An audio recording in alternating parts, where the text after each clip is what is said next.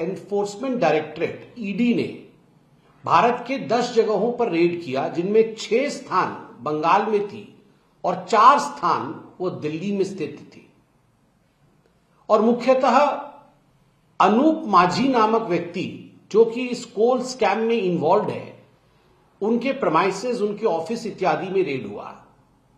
उस रेड में मालूम पड़ा कि एक हवाला का रैकेट भी इन्वॉल्व है और इसमें पीएमएलए का केस भी बनता है, prevention of money laundering act. जब यह हवाला के चेन को देखा गया कि किस किस माध्यम से हवाले के पैसे को आगे बढ़ाया जाता था, आगे भेजा जाता था, तो एक कंपनी सामने आई जिसका नाम है आईपैक, PAC। तो इस आईपैक कंपनी के प्रेमाइसेस में भी बंगाल में रेड हुआ। रेड जब चल रहा था उस समय उच्च पुलिस अधिकारी आए और उन्होंने आके ईडी के ऑफिसर्स से अपना वेरिफिकेशन मांगा, अपना आईडी मांगा, जो कि स्वाभाविक है कि ऑथेंटिक रेड हो रहा है कि नहीं हो रहा है, ये जानने के लिए होता है। ईडी के अधिकारियों ने, जो हमने मीडिया में देखा कि उन्होंने अपने आइडेंटिफिकेशन कार्ड इत्यादि सब दिखाया, जो ऑथेंटिक डॉक्यूमेंट्स थे रेड्स को परटेनिंग, कि रेड करने के लिए उनके पास डॉक्यूमेंट्स है, वह भी दिखाया।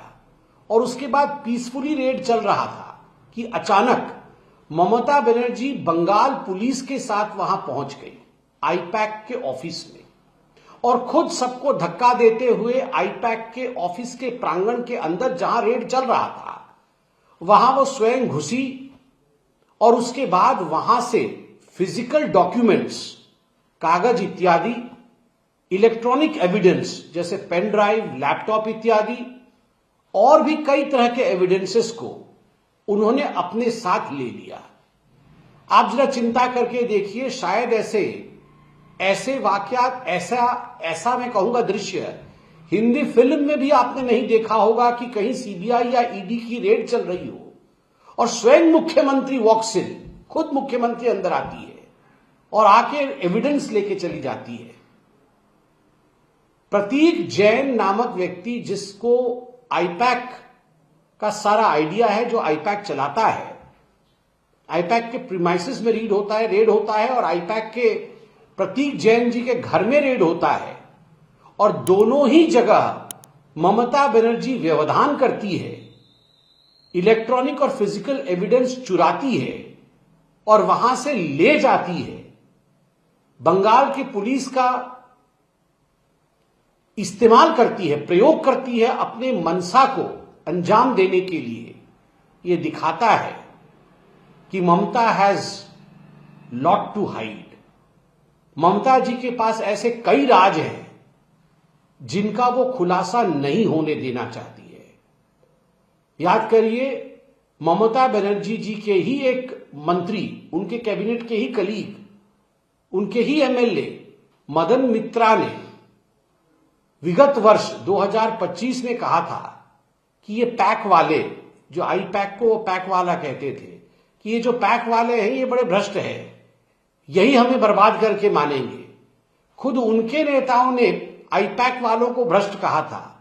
और जब आईपैक के दफ्तर पे और आईपैक के प्रतीक जैन के घर पे रेड होती है तो ममता बनर्जी एविडेंसेस को चुराने के लिए, साक्ष्य को चुराने के लिए खुद आ जाती है और दबंगई के साथ साक्ष्य चुरा के ले जाती है। यह अपने आप में मुझे लगता है बहुत ही शर्मनाक और बहुत ही दुखद विषय है। Is Bengal outside of the purview of the law in India? क्या बंगाल को ममता बनर्जी ने ऐसा बना दिया है कि वो भारत के कानून के बाहर कोई क्षेत्र है? जहां ममता बनर्जी कहती है घुसपैठियों के विरोध में कोई कानून नहीं लागू होना चाहिए, जहां ममता जी कहती है एसआईआर लागू नहीं होना चाहिए, जहां ममता जी कहती है कि मैं बीएसएफ को बॉर्डर फेंसिंग के लिए जमीन नहीं दूंगी, जहां ममता जी कहती है ईडी का रेड नहीं होना चाहिए, और ईडी का रेड होता है तो स्वयं ममता बनर्जी ईडी के ऑफिसर्स को धमकाने के लिए वहां पहुंच जाती है।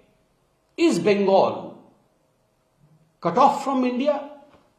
क्या बंगाल को भारत से काटने की कोशिश ममता बनर्जी कर रही है? यह सवाल बहुत जायज है और आज प्रत्येक बंगाली को प्रत्येक हिंदुस्तानी को यह सोचना चाहिए कि आखिरकार ये जो माफिया राज चल रहा है, ये जो दबंगई का राज चल रहा है बंगाल के अंदर, जहां भ्रष्टाचार को बचाने के लिए स्वयं मुख्यमंत्री उतर के आ रही है, ये कब तक चलेगा? जनता है, जनार्दन है, सब समझती है और जनता के मन में, जनता के मानस पटल पर भ्रष्टाचार के लिए कोई भी ममत्व नहीं है. The public does not have any sympathy for corruption and those who support corruption. So we are absolutely sure that in the days to come, the people of Bengal will resort to democratic means to answer to the anarchy of Mamata Banerjee. हम पूरी तरह से इस बात से वाकिफ हैं कि आने वाले दिनों में लोकतांत्रिक तरीके से बंगाल की जनता ममता बनर्जी का ये जो अराजक तरीका है राज करने का, उसके खिलाफ उठकर खड़ी होगी और ममता जी के खिलाफ जवाब भी देगी.